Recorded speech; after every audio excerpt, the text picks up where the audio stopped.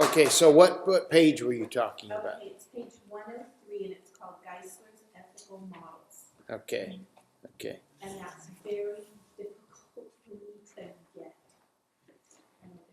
Okay, I'll help you with that. Now, first of all, and for the video class, the question comes up on page, in reading now on the history of ethics, through the church, through the years. There's Geisler's Ethical Models, that chart on page 103. And let me see if I can break it down a little. But before I do that, let me say that some of this stuff, you're not going to be tested on it. It's just for your benefit, for you to learn. That being said, when you're again learning a new discipline, when you're involved in new things, some things don't become clear the first time through. In other words, you might look at this and say, this doesn't make sense at all. And then as you've gone through the other classes and different things, all of a sudden you'll see it and you'll, oh, that makes sense to me now. So don't worry if things don't make sense. But let me see if I can give you a, let's just start reading a little bit here so I can catch up to it. Let's start about middle of page 102. Between 1910 and 1960, according to Henley H. Barnett, many American theological seminaries shifted from traditional theological studies to those dealing with the relationship of Christianity to social issues. Okay. Barnett sees two divisions or classes of Christian ethics. Teleological ethics, which is directed toward an end or shaped by a purpose, which begins with the problem of the end or goal of humankind, its perfection, and deontological, which is moral or obligational ethics, the ethics of obedience, a radical obedience to the demands of God. So in other words, he's saying there's two kinds of ethics here that he's dealing with. One is what he calls teleological ethics, which has to do with the end in sight. Like the end justifies the means, how you get there. That's what it's dealing with here. Or the other calling deontological, which is just strictly adherence and obedience to the word, which, how many of you can guess which camp I'm in? Okay. Okay. So the ethics of liberalism is the social gospel. The kingdom of God is a social reality on earth. That term social gospel has a bad, puts a bad taste in evangelicals' mouths because its concept is taking care of the people, but don't worry about their spiritual concept. Feed them, clothe them, train them, but make sure, it's not about salvation. That is salvation, taking care of people in that way. Whereas evangelicals tend to put emphasis on the salvation of the soul and not taking care of the other. Now, if you have to do one or the other, let's go with the salvation of the soul. But we shouldn't have to do one or the other. We should be able to do both. Okay? Which is down the middle, and it's more Christ-like. And I think the reason a lot of evangelicals are so much into the spiritual and not into the social is because they don't want to be identified with the social. But that's throwing the baby out with the bathwater. I'm just processing as we're reading through here. In other words, this is the way I would think through what they're saying here. Okay? So the ethics of liberalism is the social gospel. The kingdom of God is a social reality on earth.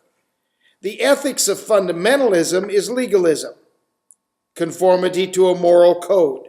So in other words, see, he's in essence calling fundamentalism legalism, or conformity to a moral code legalism. And yet I want to conform to a moral code, but not in a legalistic way, in a relational, obedient way. See, so it's all in how you process this stuff, Ethics and theology, however, cannot be separated. Ethics relates to biblical studies, homiletics, counseling, and missions, as well as to the broad areas of psychology and philosophy. Norman Geisler presents other models in some detail. With ideal absolutism, norms are sometimes in conflict. With ideal absolutism, norms are sometimes in conflict. The individual is not willing to admit that it is always right to follow the norm, imposing the higher obligation. He must then choose the lesser of two evils. With hierarchialism, however, norms conflict. Okay, so let's look at it. Let's look at his model. What a norm is. Pardon me? Tell me what a norm is. A norm is the normal way of operating in that mindset. So the model, let's look at his model, which he calls ideal absolutism. It's defined in this way, that norms sometimes conflict. And he illustrates it by saying one chooses the lesser of two evils. In other words, if you're talking about ethics, because the way to look at it may conflict, you want to, the way that mindset goes is you're going to choose the lesser of two evils. Let's go through them and then it'll probably make more sense. The hierarchialism says that lower norms give way to higher norms. And it's illustrated by the fact that persons are more valuable than things. Non-conflicting absolutism says that universal norms never conflict. And it's illustrated by apparent conflicts signal the presence of evil. I'm just thinking through it as I'm reading it here. And then generalism says that no universal norms are apparent, so that the breaking of ethical rules leads to evil. Now let's read what it says here. He must then choose the lesser of two evils. With hierarchialism, whenever norms conflict, it is morally right to break the lower norm to keep the higher one. And the individual must be able to determine which is higher. An example of a higher norm would be that persons are more valuable than things. As for non-conflicting absolutism, the concept is that ideally the many universal norms never conflict. All conflicts or norms are merely apparent. They don't really exist. When there is a conflict of norms, evil is inevitable, but it is excusable or forgivable. Finally, when no universal norms are apparent, the term generalism is implied. In this instance, the individual keeps the rules, not because it's wrong to perform a forbidden act, but rather because breaking any ethical rules will lead to evil instead of good. I would have to spend much more time with this to try to develop what he's saying. And let me just say it this way for the benefit of those on the tape and in the class. Sometimes you can get so intricate in trying to explain things that you miss the spirit of the whole thing. What's the spirit of it? Be a person of integrity. If things conflict, there's a right and a wrong, not necessarily a lesser and a higher evil. There's a right and a wrong. People are always more important than things. So I guess what I'm saying is I wouldn't, at this point, I wouldn't spend too much time on it. I think that one of the biggest problems you have if you're not careful with theology is if you're not careful, the cognitive, which is the thinking part, overrules personhood, and it causes you problems. So in other words, some of this, in my opinion, isn't worth spending time with. Why? I'm going to obey God. Just like what you said in the last class, when God spoke to you and said, Your time is up. Give it over to somebody else. You don't have to understand why and whether that's higher or lower. It's obeying God. So I think sometimes they make things too complicated is what I'm trying to say. Okay.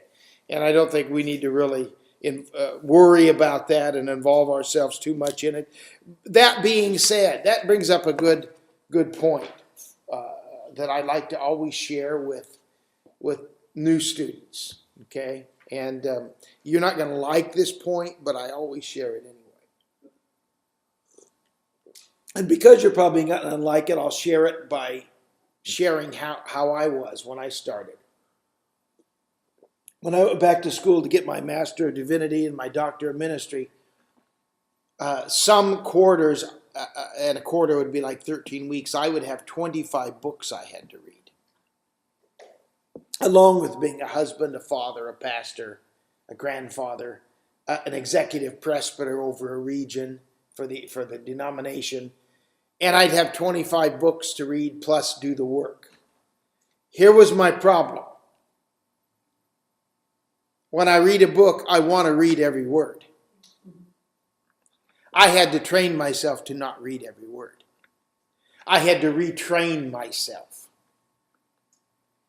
And so, because there was no way I could do it. I had to make a choice. Am I going to read every word and get through 5 books and fail my classes? Or am I going to do what I detest doing, which is skip over stuff in order to learn and get something done? I chose the latter, and here's what I found. And you've probably heard this before, but you need to read the first sentence of every paragraph.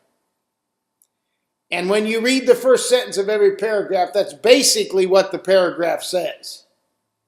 The rest of it explains the first sentence.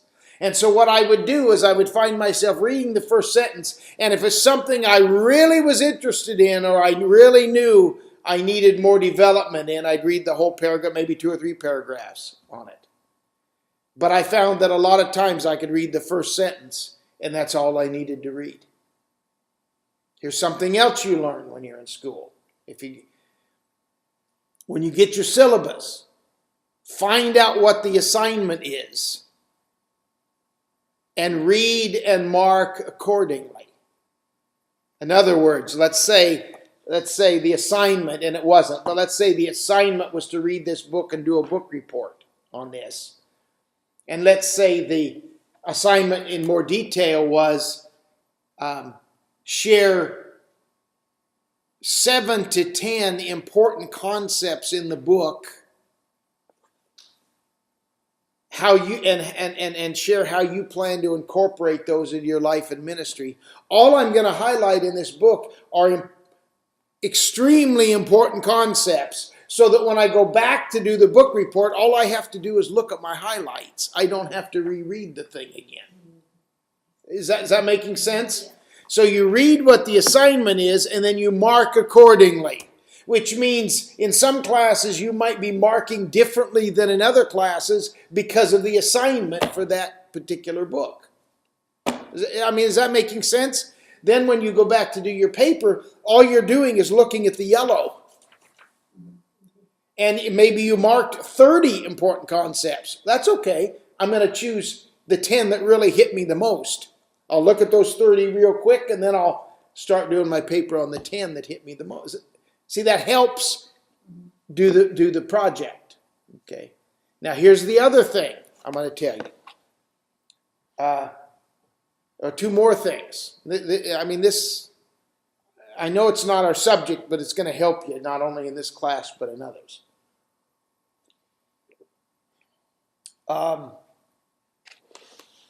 2 things. One is, when it comes to these books again, I had books with me everywhere I went. I threw them in my car because I know that every time I get in the grocery line, it's going to be the longest line. Even if there's only one person in front of me, there's going to be 5 price checks with that person in front of me. And I found myself pulling out my my highlighter and stand in line at the DMV or at the store reading. Or if we're coming through town and Janie says, oh, there's Trader Joe's. I need to stop at and that's clear across town from us. I don't want to have to come back. Do you have your books with you? Yeah. She goes into Trader Joe's for 45 minutes and I'm reading.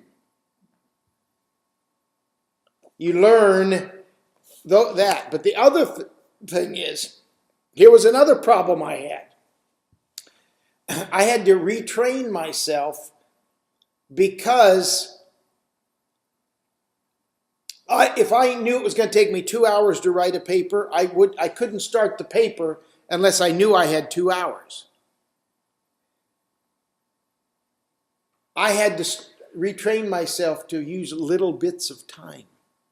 My point being, the reason I wouldn't start the paper unless I knew I had 2 hours is because if I spent 20 minutes on a paper and then I had to leave and go do something else, when I got back to my computer, it took me 20 minutes again to figure out where I was, right? I had to retrain myself and use those little bits of time and make sure that on my way back home, I was thinking what I had written already so that I could just pick back up. And, I might have looked it over real quickly, but I had to retrain all I'm saying is you have to retrain yourself. You have to train yourself to do it and use little bits of time. If I didn't start learning how to use little bits of time, I never would have made it through.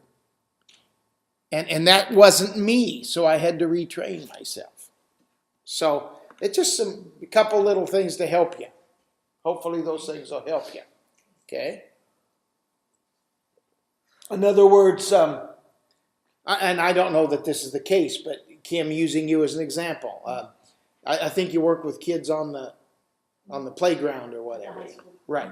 And so maybe, and I don't know if this is the way it works, but maybe you're supposed to be there for a half hour and then you got 15 minutes in between and then you got another half hour. You go to your car or you go into the break room or something and you're doing your work, and you get things done that way. So just thought that might help you. Okay. Okay, and anything else, though, in the reading? I don't want to cut you short by saying, well, he didn't really answer my question, so I'm not going to ask any more. That wasn't my purpose.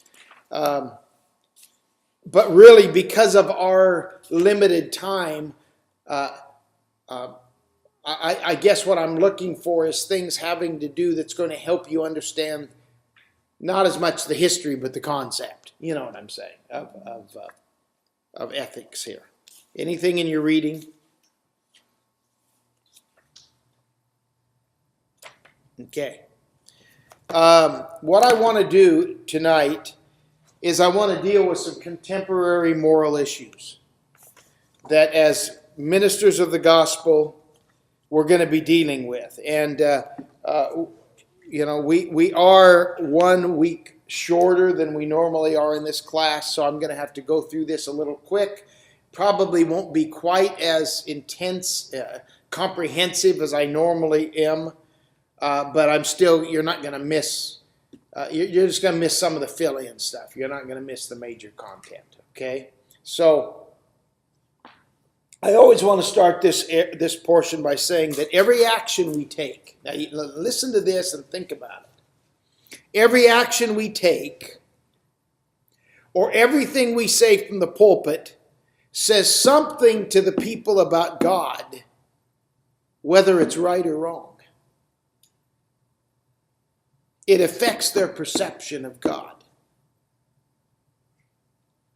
Therefore, be sure you know what you believe and why. As an example, a number of years ago, and I always use this, I'm not going to use names because I'm being taped right now. I usually would use names, but I was on staff at a church, and one of the associates the church was speaking that weekend, and he spoke on the Saturday night service, and I happened to be there. And on the Saturday night service, He started saying something. You know how when you're preaching, you'll take rabbit trails, and if you're not careful, you get in trouble. Because you're trying to make this point, but it says something else over here. Okay. That's why Jack Hayford always says, he'll preach maybe for 30 minutes. He'll say, now, I just spent 30 minutes telling you blah, blah, blah, blah, blah. Now I'm going to spend the next 20 telling you what I didn't say. That's a good point, because sometimes in making this point, people think we're making this point too, and we're not. Okay, and that's a very real problem that you have when you're in the pulpit. Sometimes my wife will help me with that. She'll say on the way home, I know exactly what you meant, and it was a wonderful sermon and a wonderful point, but some people pick this up. Because you're focusing and forcing this, it almost seems like you're lessening over here on this. And it's not necessarily true. So what I want you to understand is everything you say about God and the way God, or everything you say from the pulpit says something to the people about God, because you are their representative of God. Now, this person, this pastor, he started taking a bunch, and he was talking about the issue of divorce and remarriage. It wasn't really a sermon, but he started taking this bunny trail. And the more he talked, the more I thought, that didn't come across right. I know you don't believe the way it's coming across. Because he was saying something from his heart, but it was giving perceptions about people who'd been divorced and remarried that I knew he didn't believe that perception. And so after it was over, he finally got off that and he got back on the sermon. And I'm praying, Lord, should I? Because see, then there's 2 services on Sunday after that. And I'm thinking, should I approach him and tell him how that came across? I prayed about it and prayed before I went to bed and said, Lord, if you want me to. And I just felt like, no. Well, the next morning, he didn't go there at all. I think his wife talked to him. Okay. The point I'm making is, the point he was making was right, but it was giving some perceptions that weren't right. So you have to be careful when you stand before people, because they believe that your view about a subject is God's view. And it may or may not be so. Because of sometimes our view about God is based on what we were taught. And it may or may not be true. And we have to be very careful how we present ourselves and present God, is what I should say, to the people. So how should we as spiritual leaders deal with the following issues? And the first one I want to deal with is divorce and remarriage. And the reason we're going to deal with this is for 2 reasons. Number one, we're living in a divorced and remarried society. Right? Number 2, the Assemblies of God has historically had a lot of rules and regulations in regard to divorce and remarriage with congregants, but more strongly with leaders. Okay. Now, before I say any of this, every time I share this, unless I make this declaration before, I've had people come to me after class saying, why am I in the school? Because what you just said in class about the Assemblies of God view of divorce and remarriage disqualifies me from ministry. And I have to send them and say, whoa. I didn't mean to give you that impression. I'm just telling you how the Assemblies of God has viewed it. I am going to say from the very beginning here tonight that the Assemblies of God has changed their views drastically on divorce and remarriage through the years, even with ministers. But what I'm going to be sharing with you is their official stance. And that being said, even some ministers nowadays, if they go through the proper channels, if they've had a past marriage and a divorce and a remarriage, can still hold credentials. But that hasn't always been the case. Until recently, that hasn't been the case. And even if a person in our school has a past issue, that they would still not be able to get credentials with the Assemblies of God. There are other good credentialing agencies where you can. Okay? Because here's one thing we've understood, and this is where the Assemblies of God has had to do a little bit of switching, is God still uses people, no matter their mixed up past. And so I'm saying all this, in a minute, when I share some of this with you, you're going to understand why I've opened it up like I have. But when I have young people in class, they're even wondering, what's all this? What's the big deal? I've never heard anything like this before. Because all they've known is divorce and remarriage. We live in a divorced and remarried society. So let's talk about it for a minute. The divorce rate among Christians, sadly, is about the same as it is among non-Christians. I think the last time they did statistics, it was something like 50-50.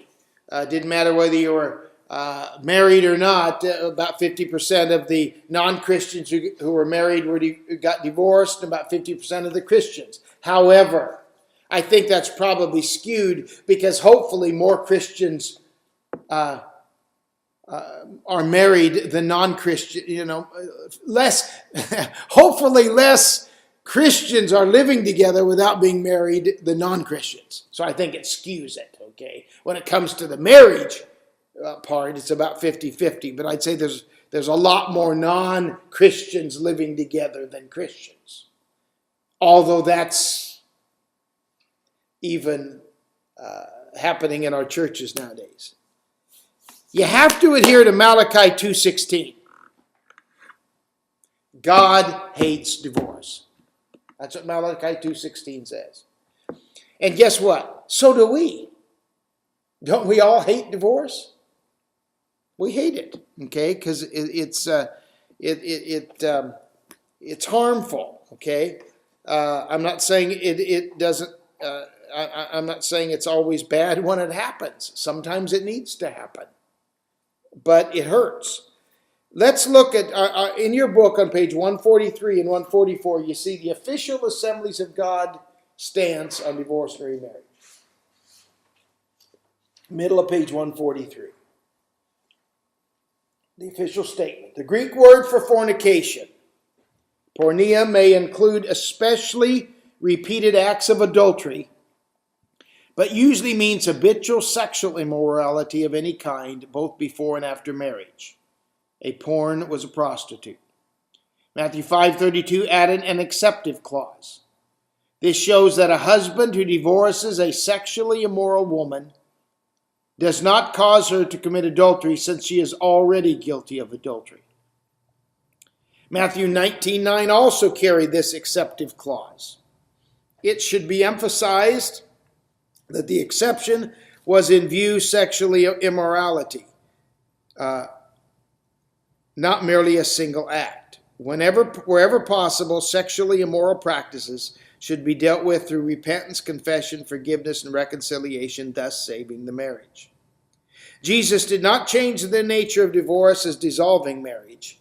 He simply threw out all excuses, reasons, or causes except fornication, porneia, habitual sexual immorality.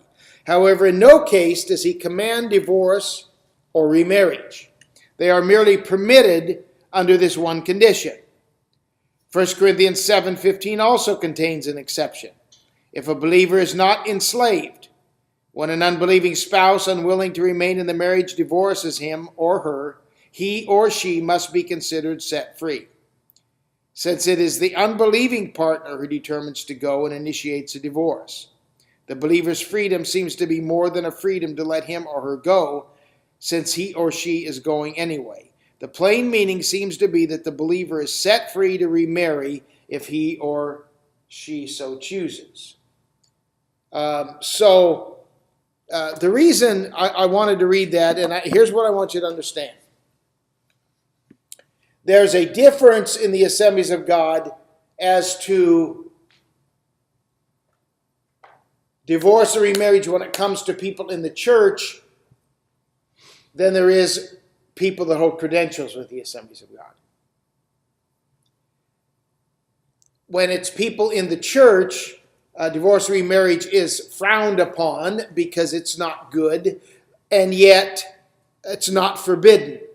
When it comes to people holding credentials with the Assemblies of God, up until the last few years, you could not hold credentials with the Assemblies of God if you had a past divorce and remarriage. You could not do it. It's loosened to where now, and here's sort of the way it's been loosened. If you can prove that your divorce and remarriage happened prior to your conversion,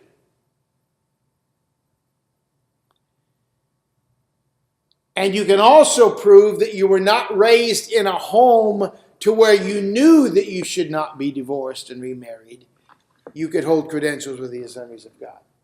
But you had to get corroborating evidence to support those two conclusions or those two situations.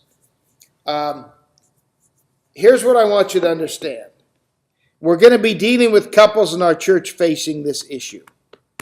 And 2 Corinthians 3:6 says it this way: the letter kills, but the Spirit gives life.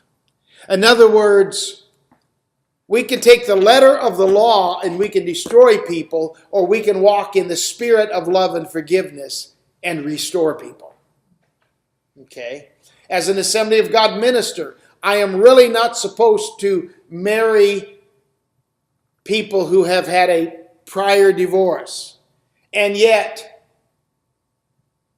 I'm not there to disqualify people. I'm there to help people move from where they are into fullness in Christ. This thing really came to hit me as a young pastor. I started pastoring. I was a senior pastor at the age of 22. I would never encourage anybody to do that, but I did it. And I was pastoring at the age of 22. The story I'm going to tell you probably happened about when I was probably about 24, I'm guessing, 23, 24. And I'm pastoring this small church. And one of the board members had moved away, and so we needed to replace a board member. And the way it said in our bylaws that we could replace a board member who had left before his term expired was the board itself could select a board member to fill that unexpired term. So in one of our board meetings, we're sitting there and we're discussing names of somebody to bring on the board.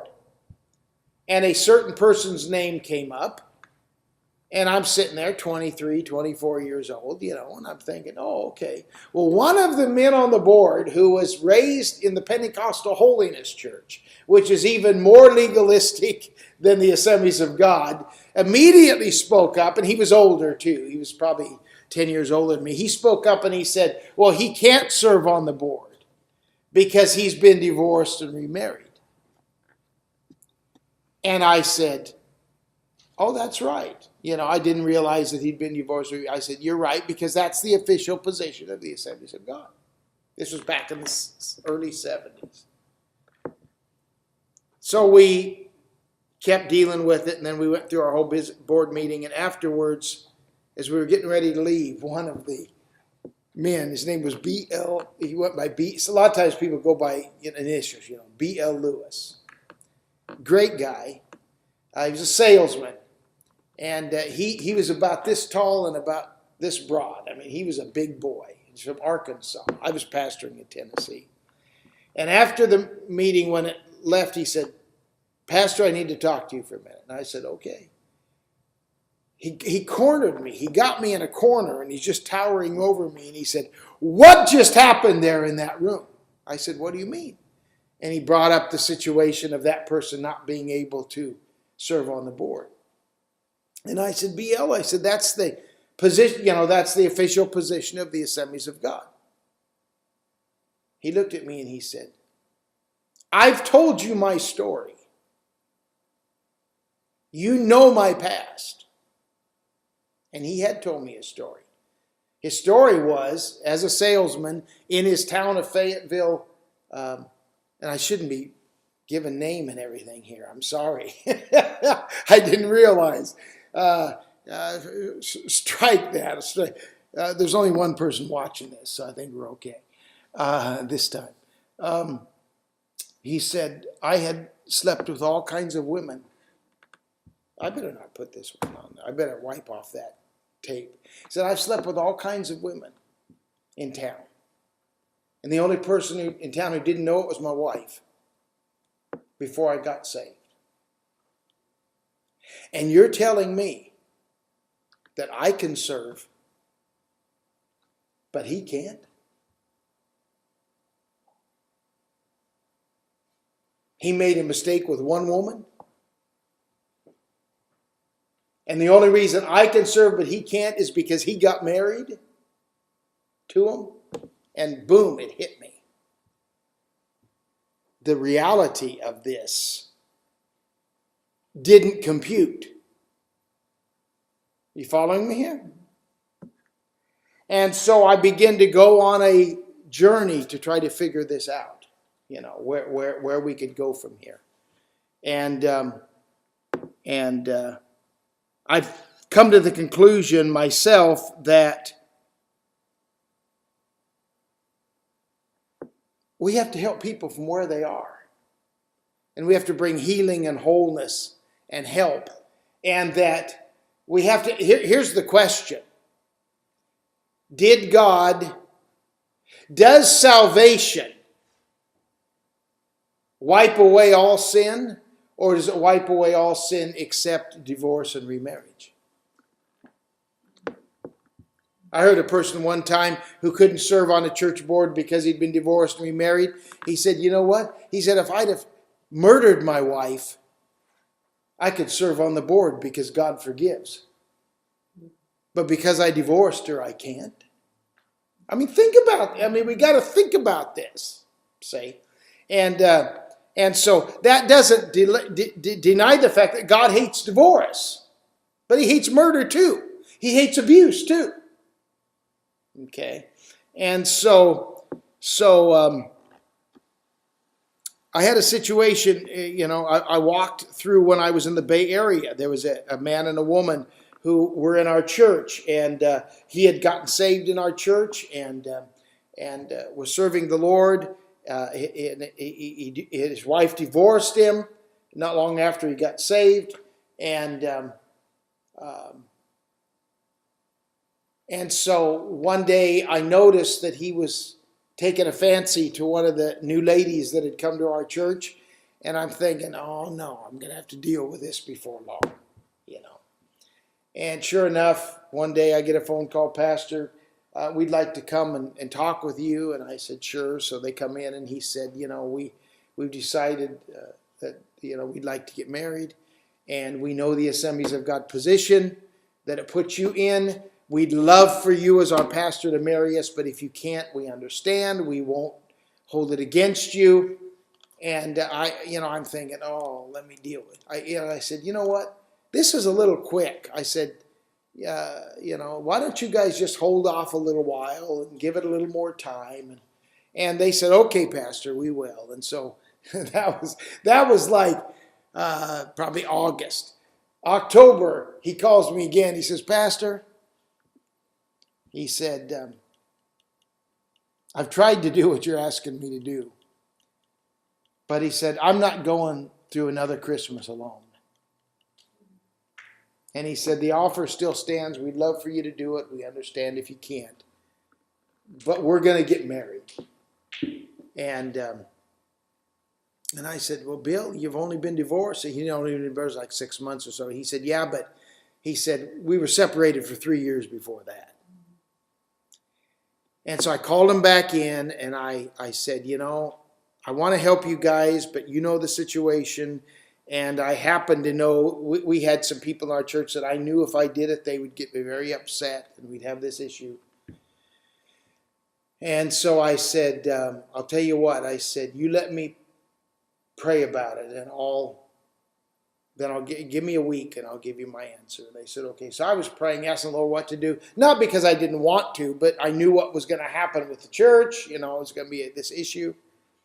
And as I was praying one morning, the Lord spoke to me and he said, I want you to walk through this with them. And he gave me a few instructions. So I brought them back in. I said, the Lord told me he wanted to walk with you through this. But I have a requirement. And I said, the first is, and I looked at her and I said,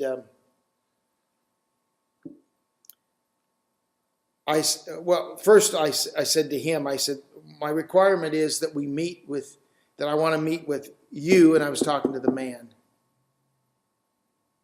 and your former wife, to see if she is willing to reconcile before you guys get married. And that's one of my requirements. And then I looked at the woman that he was going to marry, and I said, what do you say about that? And she said, if she will reconcile with him, I'll walk away.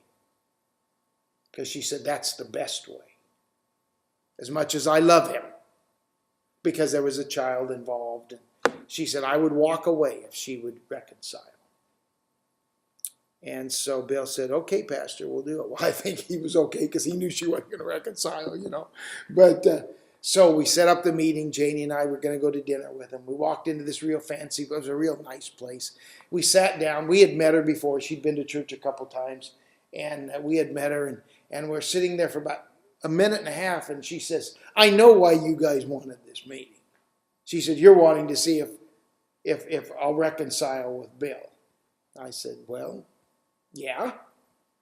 She said, well, I won't. So we might as well just enjoy dinner. I said, okay. I mean, that was my answer. And so then the other requirement I had with them was, because I knew what was going to happen in the church, I said, I don't want people hearing about it behind our back.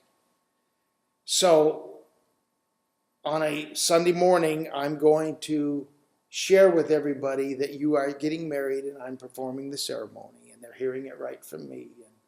And so what I did that day is what I only do when I have a sticky situation and I want to be sure I stick to what I'm supposed to say, and I want to be sure I know what I said. I wrote it down word for word. I said, before we start today, I asked the couple to stand. And basically I said, they have asked me to marry them. And I know that some of you will have a problem with that. And I know that Malachi 3:6 says God hates divorce, or 2:16, God hates divorce. We all hate divorce. But God told me to walk through this with them. And I will be performing the ceremony. I know that some of you won't understand. My door is open. I'll be happy to talk to you, but I've got to obey what God told me to do. I mean, it was about a 5-minute thing. And I did have people leave. Now, you got to understand, this was like 30 years ago, too. You know, things change. And the smaller the church, the bigger it is. And some of those were ethnic people. And the more ethnic they are, the more stuck they are. They're about like we were in the 50s. Okay? Haven't progressed yet. But I'm only saying that to say it is a big issue in some places. And you have to understand that. It's a big issue with some people. Why? That's the way they were taught. And as a spiritual leader, you have to help process them, but you also have to take into consideration the couple themselves and help process them. Now, that was back in the late 80s when that happened. Things aren't even now like they were then. There's more acceptance, more openness. I just want you to understand that even today, if a pastor in a church of 200 or less were to marry some people who are divorced or remarried, some people would get upset. Some of the older people would get upset. Why? It was drilled into them. And they think it's against God. And they think the marriage is cursed from the beginning. But that's not God. That's not God. Okay? And so you're going to run into this kind of stuff. But using 2 Corinthians 3:6, the letter kills, but the Spirit gives life. What's God's overall spirit? Judgment or mercy? See, the scripture says that mercy triumphs over judgment. Here's his mercy. Neither do I condemn you. Go and sin no more. He was the only one who could have cast the first stone, as he was without sin. Now, my next question, should we ever counsel someone to get a divorce? Some people wouldn't like my answer. But I have counseled people to get a divorce before. They needed to get themselves and their kids out of that situation. And here's what you have to understand. Just because you're divorced doesn't mean God can't work out the situation. Sometimes that's the only way you can get that guy off the dime. I've told ladies sometimes when they say, well, yeah, but if I get the divorce, then it's over. Who says? Maybe it's just the beginning. Okay. So do I counsel people to get divorced? A lot? Not a lot. But it depends upon the situation. Depends upon the situation. You can't teach a theology of divorce and remarriage, but you also can't teach the letter of the law. I talked a little bit about the ministers not allowed to have credentials due to past issues. But does God judge divorce harder than murder? No, but the church often does. Isn't that a shame? Just think about that. So, I mean, that didn't do it justice, but that just gives you the fact that it's still out there. I would venture to say, and I know that you attend the house, I would venture to say that there's even people in the house who have these strong religious convictions from the past. Now, they can't, in a church that size, they can't cause as much of a ripple. But I guarantee you there's people there. Why? Because that's what they've been taught. That's how they grew up. And they're not living with the other person. Right? So, I mean, I just want you to understand that it is a big issue. It's been a bigger issue in the Assemblies of God in years gone by.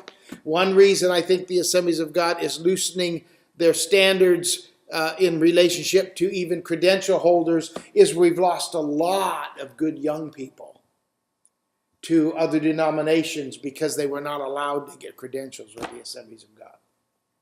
And that's a shame. Why? God does restore. And let's go back to this family I talked about where I walked with them through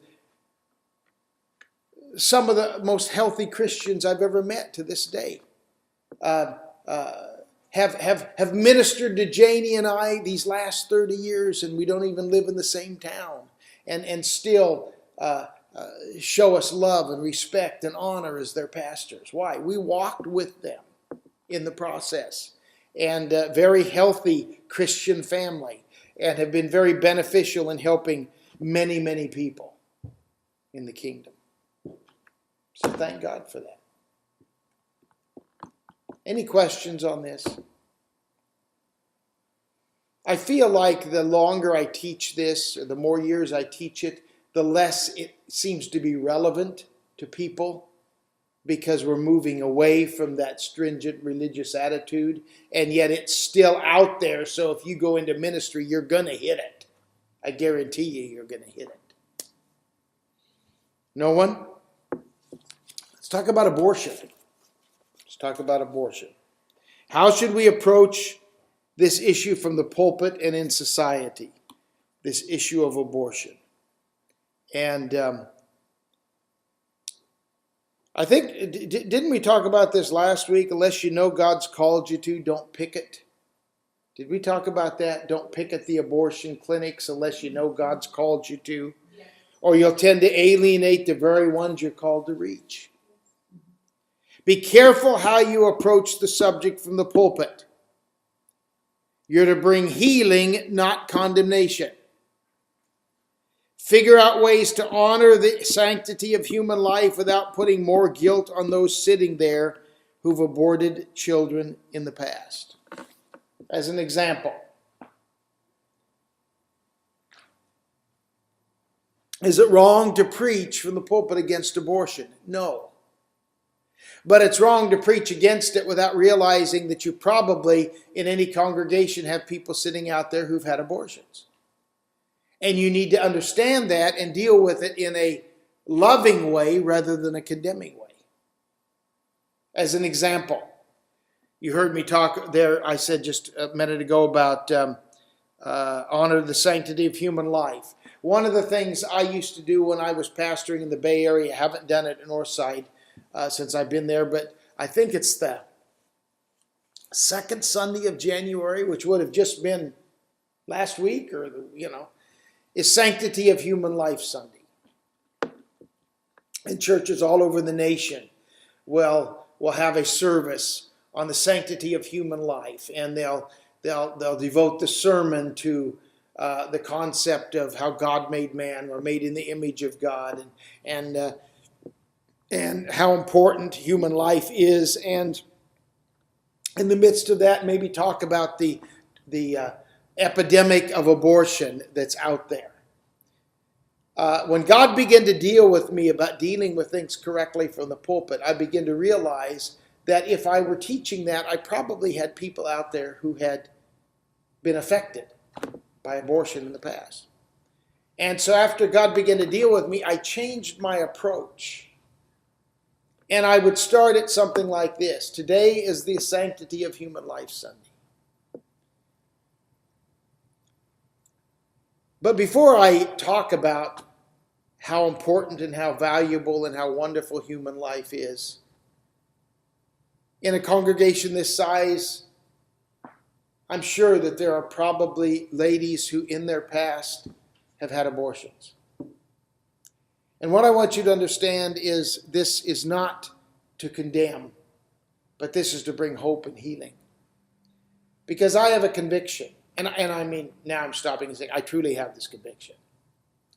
It isn't just a play on words. I have a conviction that God understands our mistakes, decisions we made that we wish we had never made. And that if you're sitting here and you have aborted a child in the past, that I have this conviction that when you get to heaven, there's going to be a little boy or a little girl with arms outstretched for mommy and daddy. Why? Because God loves them, and God loves you, and God's in the reuniting business. So what have I done? I've just helped people understand that this isn't to hurt anybody. This is to bring hope. And then we talk about how special human life is. What are you doing? You're helping people process without condemning people. I ran into the same thing when it come to Mother's Day. I'll never forget when I was pastoring there in the Bay Area on one particular Mother's Day, as I was shaking hands with people as they were leaving the sanctuary. One of the ladies come up to me, and as she was leaving, she said, "Pastor, I almost didn't come today." She said, "This is the hardest day of the year for me to come to church, and I had to make myself come." And she didn't have to tell me why. She'd always wanted to have children, and she couldn't have children. And Mother's Day brought up all that pain of not being able to have a child. And so I changed, and Kim, you'll see how, you remember how we do it at Northside. I changed Mother's Day, that while we do honor mothers on Mother's Day, we honor women. We honor women. If we have a giveaway of stuff, And sometimes we do this. Last time we didn't even do what I'm saying now. We just had a drawing. All the ladies in the church, 18 or over, put your name in this drawing, and we're just going to draw names for these gifts. But I think the first year or two I was there, the mother who's had the most kids and who's come the furthest. And then we still had some, and we had a drawing with other ladies. The last time we didn't even do that because that even sort of separated the mothers from the others. You know what I'm saying? And we wanted to honor women. And then in the sermon, of course, I honored mothers. But you have to realize that everything you say, remember what I said a minute ago? Gives a perception. And that's why you have to think through what you're going to say before you say it.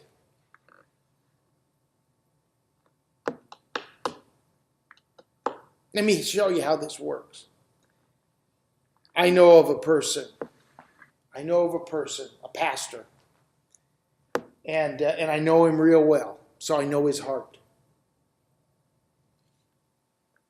He was a new pastor. It was Mother's Day. And because he had been in a ministry where they gave gifts to mothers who came the furthest and who had the most kids, and there was one lady who always came on Mother's Day, but that's the only day she ever come, and she had about 15 or maybe 20 foster kids. And she always came on Mother's Day so she could win the gift. Because of that, when he was at his first Mother's Day service and he was giving things away, when it was to the mother that had the most children, he says, the mother that has the most biological children. And there was a lady on the platform that had 3 or 4 adopted kids. And she said out loud, "You've got to be kidding," and walked off the platform. Left the church. Her husband was a board member. She was the worship leader. Left the church. Now, I know this man. He didn't do it. His intent was nobody that comes in with a whole bunch of foster kids is going to get it. Didn't even think about the way he said it, eliminated adopted kids. That's why you have to think through what you're going to say. You following where I'm going with this? And a lot of times, people get offended and leave when it wasn't even the intention. But it's just that we didn't think through what we were going to say and how we were going to say it. This pastor called the family, apologized, tried to explain, this didn't make any difference. She was through, And just because he didn't think through what he was saying. Okay. And even then, some people haven't been able to have children, and so they are foster parents. You know what I mean? It's you have to be very careful what you say and what you do. So how do we deal with this concept of abortion? You just have to be very careful, and you have to walk in love. I remember when my wife and I were pastoring in the Bay Area, we had a woman come into our church. She had attended, and then she sort of dropped out of church, wasn't going anywhere else, just dropped out and wasn't really connected in a relationship. And then she started coming back, and she was with us for a while and was doing real well. And one day she called and she said, "Is there any way that I could talk with you and your wife? I've got this emergency and I need to talk." And so I set it up for that evening. And we went over to the church, we met with her, and here was the scenario. She's a Christian, serving the Lord, got 3 kids. Her husband's not a Christian. And she said, "I just found out I'm pregnant again. And he told me I had to get an abortion." And she said, "I don't know what to do. Because on the one hand, I don't want to give up this child. And I believe that it's wrong. On the other hand, he's my husband. and I'm supposed to obey my husband. What do I do? Now, you got to understand, she wasn't a real strong woman to begin with. Because I'm looking over here, you know. Yeah, I'm looking over here. But you got to understand what she was going through. And the Lord gave Janie and I wisdom in that situation. And we said, well, I'll tell you what we're going to do. We're going to grab hands and we're going to pray and we're going to ask God to change his mind. And to give him a change of heart. And so we grabbed hands and we prayed in faith. And a couple of weeks later she called and she said, oh, I want you to know my husband. The only reason he wanted the abortion was they couldn't afford another child. That's what it was. They couldn't afford another child. But she said, I want you to know he changed his mind and everything's going to be okay. Thank God. But I always get the question, what would you have done if he hadn't have changed his mind? And I guess the answer to that is, because he was about this big, I'd have got the biggest deacons I have, and we'd have gone over to his house, and we would have tried to have talked some sense into him. But here's what I want you to understand. Now, some people, like you would have said, hit the road, Jack, and don't you come back no more. No, you know that song. But some people aren't built that way, aren't made that way. And what we had to do was try to help her process it without putting more condemnation on her. So you just have to understand, when you're dealing as a spiritual leader, a pastor, you're dealing with people and the subject of abortion, you have to help them in love without condemning them. And it's not always easy. It's not always easy.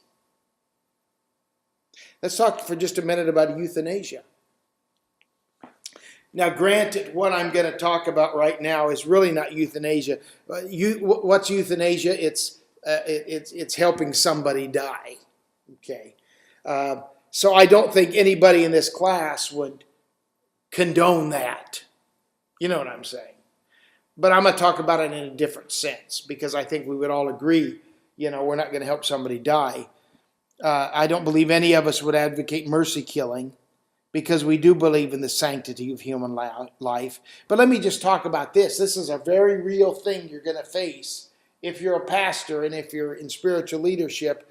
How do you counsel the family who has to decide whether or not to pull the plug on their loved one who's brain dead? That's a biggie. And I don't know how many times I've had to do it. And here's how it usually comes down. I get a phone call from somebody in the church, and they say, Pastor, we've got a real problem over here. My mother or my father, whatever it is on life support. The doctors have told us that they're brain dead, and we need to make a decision as a family. And part of the family wants to pull the plug, and the other part of the family half doesn't want to. And we're fighting. We're here in the hospital and we're having this argument. We're fighting. Can you come over and help? That's usually how it comes down. And you think, oh, thank you, Lord, for another great opportunity. So you pray in the Spirit on your way over there. And, you know, this is how I've done it. You walk in and there's, 15 people, and you can tell tension's high. Because, see, a lot of people don't want to because they don't want to be blamed, or whatever the case may be. And so oftentimes I'll go in and then I'll go up to the person that's from the church and say, well, could you just introduce me? And they'll say, well, this is Pastor Cook from my church, and he's come to visit us. And I'll just simply say something like this. Folks, I understand how hard this is. And I understand it because I had to make the same decision for my mother. Now, I didn't always have that to put into it, but I have since. And I'm going to tell you that in a minute. I'm not going to tell you that now. And it's not an easy decision. But here's what I want you to understand. if that life support is the only thing that's keeping, your loved one breathing, it's really not a good quality of life. And here's what I want you to understand. If God wants them to live, they can live with or without the life support. And I had to face that. Other people face it all the time. I know it's a hard decision. Could I just pray with you and ask God to help you? And very few are going to say no. I'll say, let's just grab hands in a circle and pray. And I'll just pray, Lord, help these wonderful people make this decision for this person they loved so much. And we put them in your hands, and we just ask you. And 9 times out of 10, I'll leave and I'll just go, 9 times out of 10, within an hour, I get a phone call saying, Pastor, we've all decided, even though we don't want to do it, we're going to do it. They just needed permission. That's what they needed, was permission. Okay. And I told you, I'll tell you my story. I had the same thing with my mom. Janie's father passed away, and we went to Tennessee for that funeral. And then it was either 2 or 3 weeks later, my mom was passing away. We had to go up to Portland. And we got it's when I was at the Calvary Temple, we got the message on a Sunday morning about 7 o'clock or so. And I told, Janie said, well, we just need to pack the car and go on up there. I said, well, honey, I've got responsibilities at the, I don't know what I was doing at the time. Ushers and probably discipleship things. And she said, you just need to call and have somebody take it for you. I know in my spirit we need to get up there, right? Because she was in the hospital and she was dying. So I took her word for it. I got things going. We packed the car. We drove up because it was quicker than trying to get a flight and all that. And we drove right to the hospital up there in Portland. And she'd been in a coma for a couple days, I guess, or she'd gotten in a coma that morning. But she was in a coma all day. When we got there about 11 o'clock at night, we'd prayed that she would stay alive till we got there. When we got there, that's the first time she'd been out of the coma all day long. And we went in to see her. She couldn't talk, but when she saw me, she recognized me. And my mom had a rough life, and she had backslidden, and a lot of it was unforgiveness, and she'd never really dealt with it. And so I just said, Mom, we're here to pray with you. And then I just simply said, you know what? I know things didn't go well in your life. And I know that it was hard for you to forgive some family members. But you need to make this right, Mom. And I said, I know you can't talk, but if you can hear me and understand, and you want to forgive those people right now, just squeeze my hand. She squeezed my hand. And I prayed with her. She went back into a coma. She was awake that long. And that was on Sunday night. Wednesday morning, she was still in the coma. Well, I knew, because I'm a pastor. I've been around this, So I saw the doctor, and I went over and I said, she's not going to come out of this, is he? He said, I was getting ready to talk to you guys that you need to make a decision. And I said, I'm a pastor. I've been through I understand. I said, I'm going to talk with my sisters. My sisters are younger than me. I was sort of the black sheep. And so I said to my sisters, I said, is there a room we can talk? And they said, yeah. So I took them in there. And they said, we know what you want to do. You want to take off the life support. I said, well, the doctor said she's brain dead. She's not going to come back. And they said, we know that's what you want to do. And I said, only because this could last for weeks and weeks and weeks. And everybody's life's on hold. And then they told me something. They said, but she made us promise we'd never take her off life support. I thought, Why would somebody do that? I mean, that just puts people in bondage. And of course, I know my mom and all that. And I said, well, I understand and I'm sorry.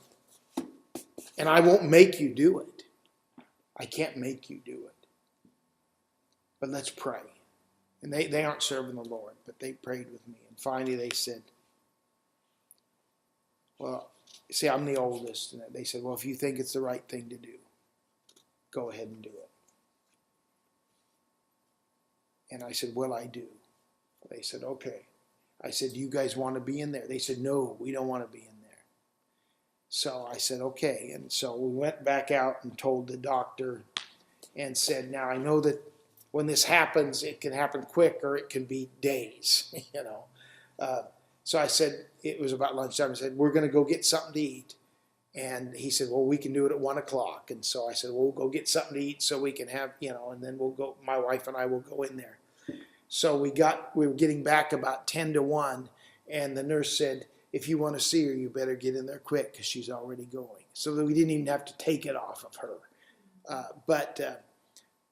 It's not an easy decision. But as a spiritual leader, you're going to have to help people make that decision. See? And a lot of times what they're wanting is permission. Now you say, well, why do they think they can get it from you? They just want it from somebody. You know, if for nothing else, so they can blame somebody else. You know, but take the responsibility off of them. You can't make the decision for them, but you can help them deal with the emotional issues that are involved with the decision, such as guilt, pain, etc.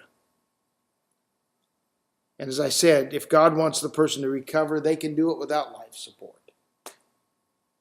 So, any questions on any of this so far, or comments anybody'd like to make? I've been moving through these things pretty quick. See, this is all in the area of ministerial ethics, how you deal with people. How you deal with people. Let's talk for a minute about sexual promiscuity.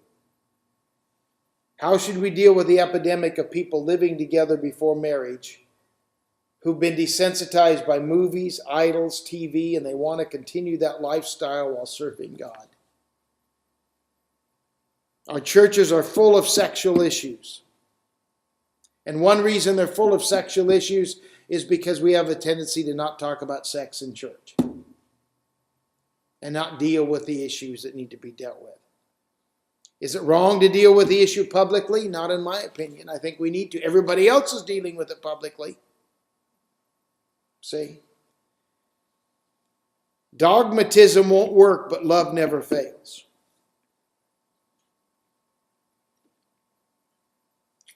Now here's one. How should we counsel people to get married, but they're already living together? The reason I bring that up is there's two schools of thought in most pastors' minds. One is some pastors say that they expect the people to move out and live separate for at least 6 months and go through marital counseling, and when they do all that and they remain pure for that 6 months, that then they'll marry him. My school of thought is get them married. Right? I mean, that's, you know, why are we punishing them? I remember John Osteen, Joel Osteen's dad. I remember hearing him one time say, you know, when we find out that there's some of you out there, you know, he had 5,000 people. This was back in the 70s, you know. And he said, we find out that some of you are living out there, and he says, you're shacking up. He said, you know, you've never gotten married, but you're living together. And he said, if you want to get married, he said, we'll make it easy for you. He said, we have the easiest marriage ceremony in the world. You love him? You love her? Be married in Jesus' name. You know, he said, we'll get you married. And so, you know, I think sometimes we try to make it too complicated. They're already together. They're already sleeping together. Sometimes already have kids together. Let's help them make it right and then start dealing with the counseling and the things that's going to help them move forward. That's my opinion. But I know there's lots of churches that they have these rules and regulations that they have to separate, and they can't be, live together and so on and so forth. I'm just not that way. The Enrichment Magazine. I don't know if you've ever heard of the Enrichment Magazine. Oh, it's the one I briefly talked about the other night, that every time it's on a one particular subject. And this whole one is on sexual immorality, especially in the lives of ministers. And I could go over this whole thing, but basically, when you're a leader and you have a moral failure, it affects everybody. It affects your family. It affects the other person's family. It affects the kids. It affects the church. It affects the community. If you're very well known, it affects the nation. Okay, and we have to understand that when you're in leadership, you just can't go there. You just can't go there. And some people have lost a whole ministry over 10 minutes of pleasure. You just can't go there. And you got to be careful.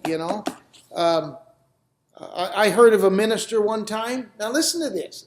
This is how you gotta be careful. I heard of a minister one time who had a woman in his church who needed to get to another city, and I forget all the details, but she didn't have a ride.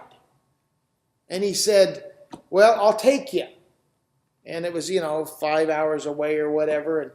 And so he goes to her house and he gets the luggage, he puts it in the car, and he drives her up there. And when they get to the hotel, he says, "Well, here, let me take in your luggage." That was the end. Or the beginning, maybe I should say. Don't be so stupid. Don't be so stupid. It was stupid to even drive her up there. Pay for a bus fare. I get so, and Alex, listen to me here on what I'm going to say, because I see youth groups all the time where a guy and a gal will drive up together to the retreat. Don't do that. Don't put yourself in that situation. You see.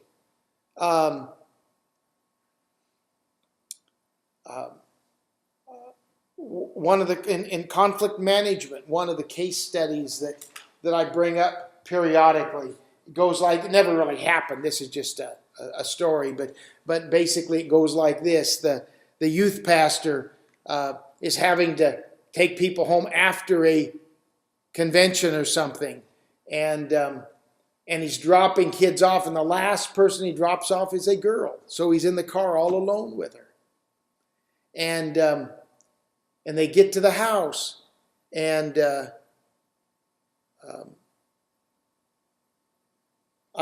something happened, and he said something, and she starts to cry because of something. So he just reaches over to put his hand on her and she thinks he's making an advance, and she runs into the house and runs upstairs, and he's thinking, "Oh my goodness, what's happened now?" And so he goes to the front door to take her luggage, and on the way up, upstairs, she told her dad that the youth pastor tried to kiss her, and it's over. I mean, it's over. And all he was trying to do was help her, and she misunderstood, but he should have never been in that car with her alone to begin with. See, that's what I'm trying to say. You have to be careful and not allow yourself to get in those situations. Kim, you know this because of being there at our church, but my office is there in the main office area, and we have those shades like this, and I don't sit in there with a woman by myself without those shades being open. And it's so well known from people there in the office that, like, if Amanda needs to talk to me and I'm in there alone, Janie's not there, and Amanda says, Pastor, can I talk to you for 2 or 3 minutes? I say, sure. I don't even have to open it. She just goes and opens them herself because she knows that's the routine.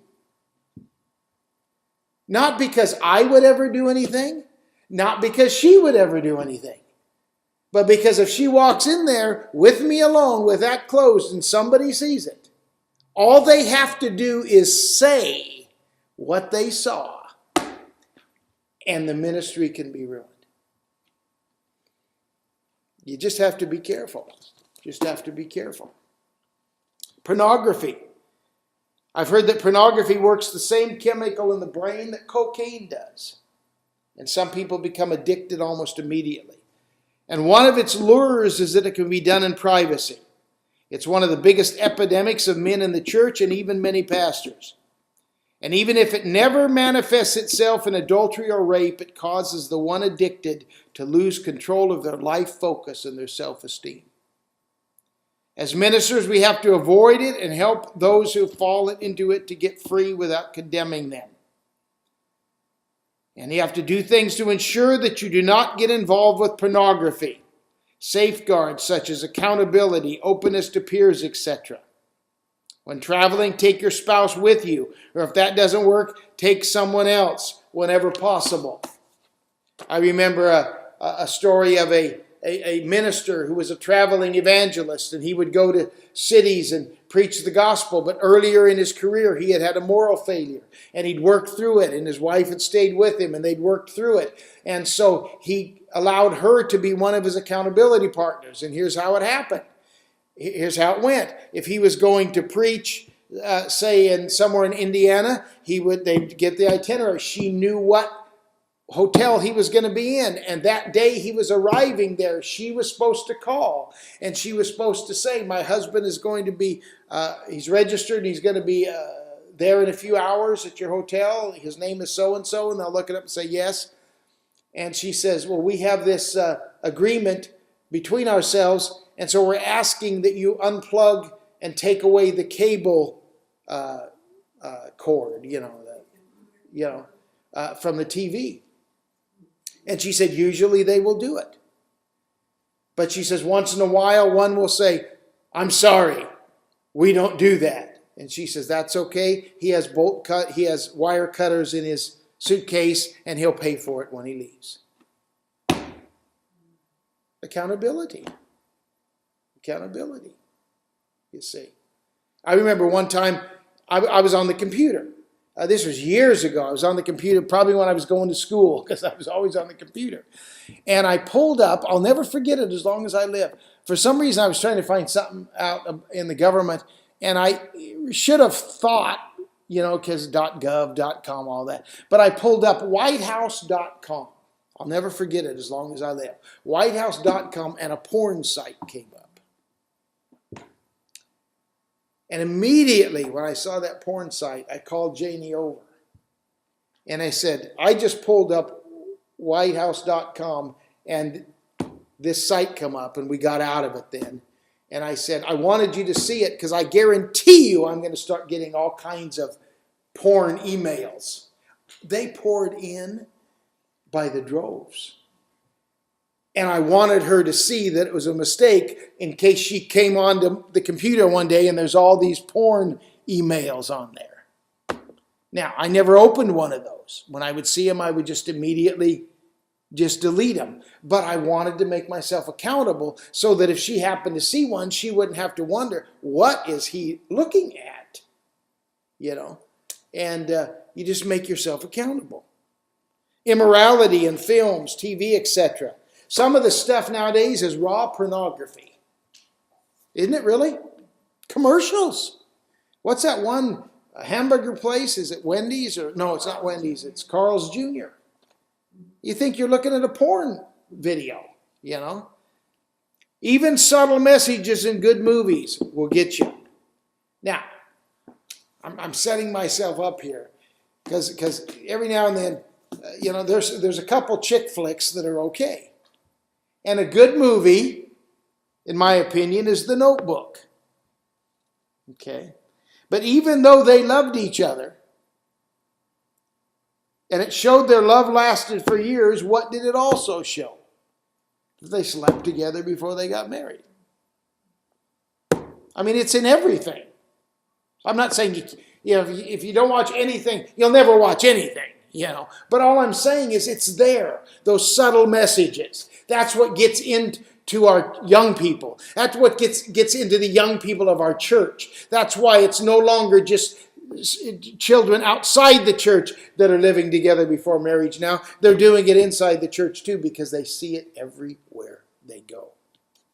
It's the normal way of life. We must be careful what we watch and what we let our kids watch. How about homosexuality? You have to love the person, but hate the sin and hate the agenda. And having pastored in the Bay Area, I never picketed homosexuals. And I never changed my message if they walked into the church. What do I mean by that? If I saw them walk into the church, I didn't all of a sudden pull out my homosexual sermon. I got one here, Because I love people. In other words, I didn't change my sermon. If they walked in the church, I just figured that eventually the claims of Christ would cause them to have to make a decision. On the same token, if I were happening to be preaching on it that Sunday and they walked in, I wouldn't change my sermon. Because I believe that the Lord gave me the word for that Sunday, knowing who would be there.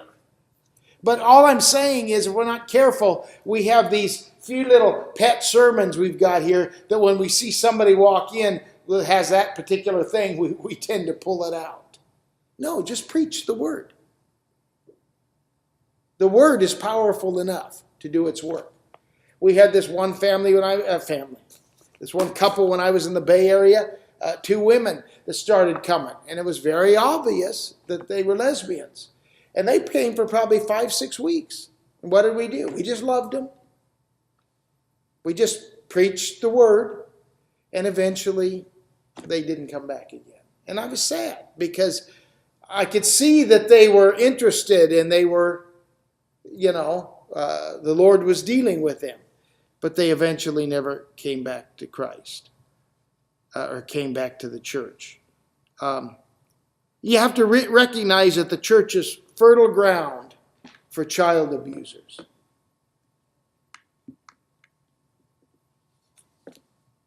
I'm letting that one sink a minute. The church is fertile ground for child abusers. I heard that from a pedophile himself. When we asked him, why do you go to church? He said, because the church is so naive and so forgiving that we always go to churches. I remember years ago I had a man started coming to our church, a middle-aged man. And he was enjoying the church, and one day he called and he said, Pastor, could I meet with you? And I said, sure. So I set up a time, and he comes in to meet with me, and he says, well, the reason I wanted to meet with you is I've been coming to your church for the last 6-8 weeks. I enjoy it. I fit in. I enjoy your style and the stuff about your church. But he said, I wanted to tell you about myself because I wanted you to hear this from me and not somebody else. He said, I used to be in the homosexual lifestyle. And he said, so many years ago, I don't know how many it was, God set me free. And he said, I've had no compulsion towards homosexuality since then. But he said, I wanted you to hear that from me and not from somebody else. And he said, so what I'm asking is, will you allow me to attend your church? And I said, well, first of all, I appreciate you coming to me and giving me that information. So I said, you've been honest with me, now I'm going to be honest with you. I said, one of the strengths of our church is our Wednesday night children's program, because at that time, that was when we had Rural Rangers and Missionettes. And at that time, we had about 70 Missionettes and about 70 Rural Rangers on a Wednesday night. We had so many kids, we had to rent the church next door had the girls at our church, and we put the boys over at the other church because we just had so many kids, about 70 each. And I said, as you can tell, on Wednesday nights we have all kinds of young boys around here. And those young boys are my responsibility. And so, and I got to get this here. And so, I believe you that you have been set free. But these young boys are my responsibility. And because you have shared with me your past, I will say to you that you are welcome to come to our church as long as you know that we will watch you because of all these young boys around here. And if that's okay with you, you're welcome at our church. And he said, that's fine for me. I would expect no less. And I said, wonderful. And we had no problems. What am I saying? Love the person, but it doesn't mean you have to be gullible. Okay? And the whole discussion takes us back to 2 Corinthians 3:6. This whole discussion. The letter kills, but the Spirit gives life. The Spirit gives life. Let's talk about one final thing here. Racial problems. Racial problems. We have to be inclusive of all people and cultures. Now, does that mean that we have to adjust our worship styles to appeal to every race? Not necessarily. I don't think it's wrong to do that, but I don't think it's really possible to do that. Okay? Everybody should be able to adjust some. And so I think it's okay if you want to have a Hispanic song on the overhead. And I think it's okay, like especially now, it would have been great to have done something with Andre Crouch music. You know, he just passed away, and especially with Martin Luther King.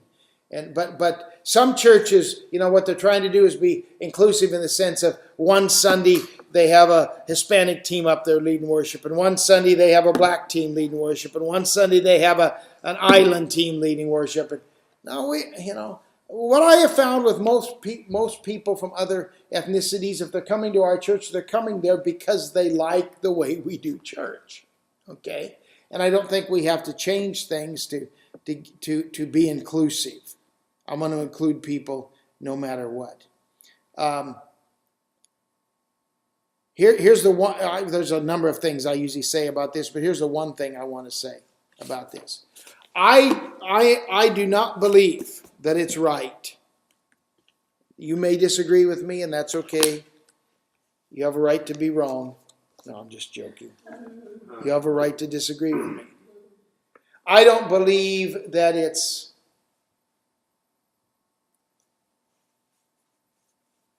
correct. I'm trying to figure out the right word to use. To create positions for ethnicities and genders just to look like you're inclusive. And what I mean by that is, as an example, when I was on the executive presbytery, we were going through in the district at that time trying to be more inclusive and show we were more inclusive. So the proposals that were coming up on the presbytery and then eventually to the district council were that there were to be women on the executive presbytery and so many ethnic people on the executive presbytery and the presbytery. And I voted against it every time. I voiced my opinion against it every time. Why? Not because I was against women in authority, not because I was against any ethnicity in authority. I was against putting people on because of their ethnicity or their gender rather than because of their qualifications. In fact, in reality, as an example, let's use women as a gender issue here. I think if I were chosen because I was a woman, I would consider it being placated. Now, I do understand that it's harder to be voted in as a woman than it is a white male. I mean, I understand that. And I think that's what we need to be dealing with. But that we you know, that we're not biased to white males. But that's just my opinion. Now, am I against the district for doing what they did? No, not at all.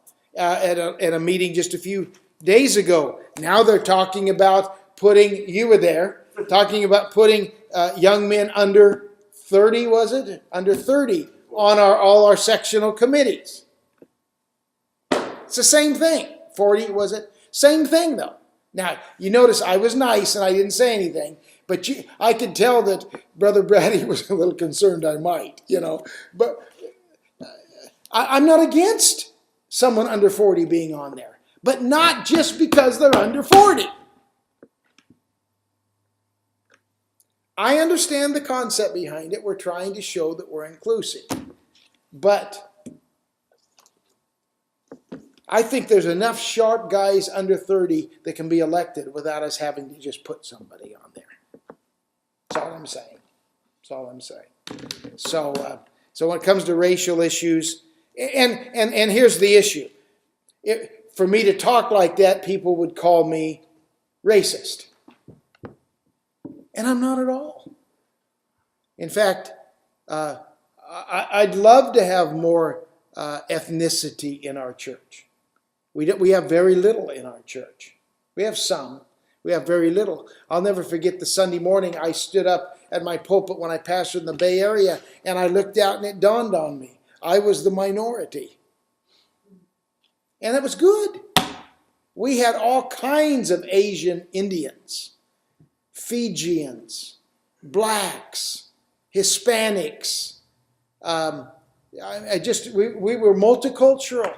Filipinos, Russians. We had all kinds, and I was a minority, and I was fine with that because that's who we were. But I didn't go out trying to become that. We just became that, and that's the way I'd like to see it happen. Any questions or comments? Okay. That being said, I have a study guide for you. And there's 13 things on here. Some of those 13 things will be on your exam. So you study these things, and some of them will be on the exam, and then there's going to be a case study where I'll share a leadership scenario with you, and you need to explain how you would deal with it in an ethical way. And I can tell you right now that will probably be worth 50% of your grade, is the leadership scenario. So what I want you to do is think outside the box.